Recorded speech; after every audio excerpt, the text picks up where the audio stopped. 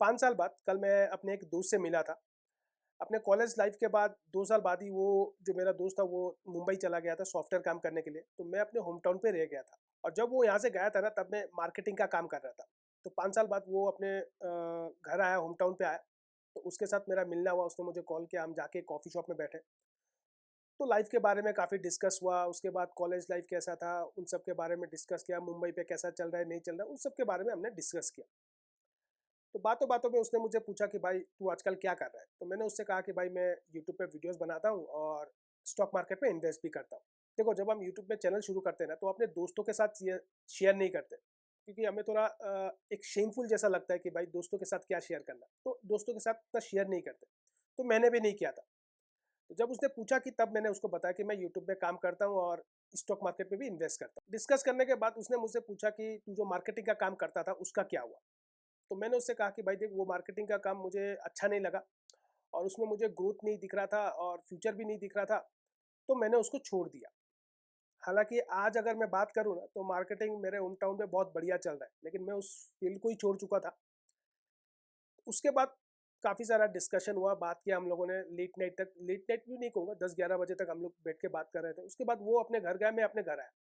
खाना-वाना खाने के बाद जब मैं बिस्तर में लेट रहा था और लेट के मतलब जब हम बिस्तर में लेट के सोच रहे होते, देखना ज़्यादातर जो चीज़ें होती है ना दिन भर में, जब हम बिस्तर में सो रहे होते हैं तब हमारे दिन का जो जो भी हमने किया है ना वो सारा रिवाइंड होता है। तो सारी चीज़ें मेरे दिमाग में चल रहा था और मेरे दिमाग में ये चीज़ चल रहा था कि मैंने अपने लाइफ का काफ़ी समय बहुत बर्बाद किया है। अगर मैं वो चीज़ नहीं करता तो शायद आज मैं यहाँ पे यूट्यूब पे वीडियोस नहीं बना रहा होता, शायद आज मैं मार्केटिंग का काम कर रहा होता, क्योंकि आज मार्केटिंग का काम बहुत अच्छा चल रहा है। तो जो भी हो, इस वजह से क्या हुआ है पता है कि आज मैं कंसिस्टेंस होके काम कर रहा हूँ। तुम अगर जाके मेरे यूट्यूब पे वीडियोस देखोगे, मैं यूट्यूब में अभी कंसिस्टेंस होके, चाहे कुछ भी हो, मैं कंसिस्टेंस होके काम कर रहा हूँ। मैं अपने दोस्तों के साथ उतना ज़्यादा नहीं मिलता हूँ अभी, पार्टीज़ पे नहीं जाता हूँ, मूवीज़ नहीं देखता हूँ, नेटफ्लिक्स नहीं देखता हूँ। यूट्यूब में जो भी अपना टाइम है ज़्यादातर अपने कंटेंट को लेकर बिज़ी रहता हूँ दिन भर। तो ये सब चीज़ें आया कहाँ से? ये आया है कि मैंने अपने लाइफ का जो 6-7 साल वहाँ पे बर्बाद किया है, दूसरा-दूसरा काम, मैंने मार्केटिंग का काम किया था, किसी शॉप में भी काम किया था, वहाँ पे अच्छा नहीं लगा तो उसको छोड़ा, फिर मार्केटिंग का अच्छा नहीं लगा तो यहाँ पे छोड़ दिया।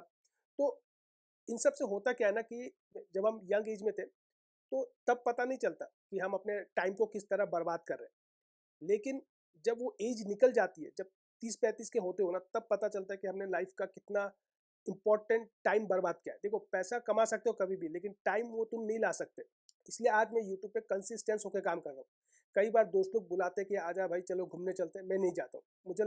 जहाँ मुझे लगता है कि वहाँ इंपॉर्टेंस नहीं है, मैं नहीं जाता हूँ। इसके बाद से देखना, तुम जब तुम दोस्तों के बुलाने पर नहीं जाते हो ना, तो नेक्स्ट टाइम से दोस्त लोग तुमसे गुस्सा हो जाते हैं, वो तुम्हें बुलाना ही छोड़ देते हैं। तो भाई छोड़ दो, कोई ज़रूरत नहीं है, क्योंकि लाइफ मेरे लिए इंपॉर्टेंट है।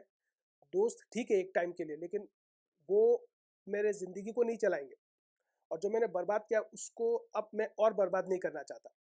और एक और पॉइंट भी है ना कि जैसे जैसे तुम्हारा एज बढ़ रहा है, तुम्हारे पेरेंट्स की जिम्मेदारी भी तुम्हारे ऊपर आती है, क्योंकि तुम्हारी जो नीड्स थी उन्होंने पूरा किया है, अब तुम्हारी ये जिम्मेदारी बनती है कि तुम उनके नीड्स को पूरा करो। कई बार ऐसा भी होता है कि उनका घूमने का मन होता है, लेकिन हम काम में इतना बिजी हो जाते हैं ना, हम उनको लेके ही नहीं जाते घूमने के लिए, क्योंकि हमारी प्रायोरिटी रहती है कि हम पहले सेटल हो जाते हैं, पहले थोड़ा पैसा कमा लेते हैं, फिर हम जाएंगे वेकेशन में फैमिली के साथ। इससे होता क्या है पता है, बहुत लेट हो जाता है कई बार। तब तक हेल्थ के इश्यूज पेरेंट्स के, क्योंकि जैसे जैसे एक लेडीज हो या जेंट्स हो, जैसे जैसे पेरेंट्स की एज बढ़ती रहती है ना, हेल्थ के इश्यूज आते रहते हैं, फिर वो बहुत लेट हो जाता है। इसीलिए अब मैं कंसिस्टेंस होकर काम कर रहा हूँ और मेरी कोशिश यही रहती है हर टाइम कि टाइम को और बर्बाद ना करूँ, जितना हो सके उतना यूटिलाइज करूँ।